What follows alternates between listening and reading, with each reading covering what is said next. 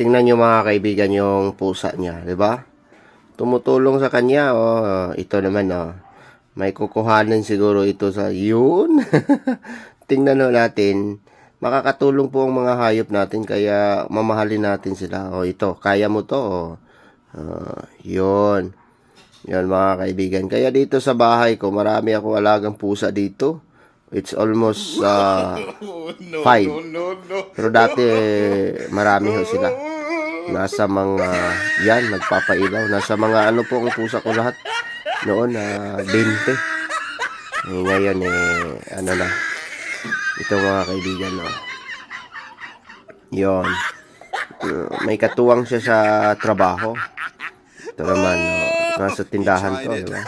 Ito, pagbibilang ng pira, katulong yan. Tingnan nyo, ito.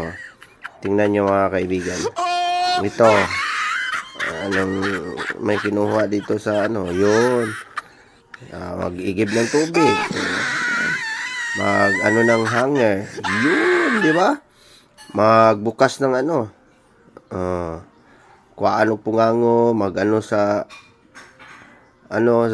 sa bed.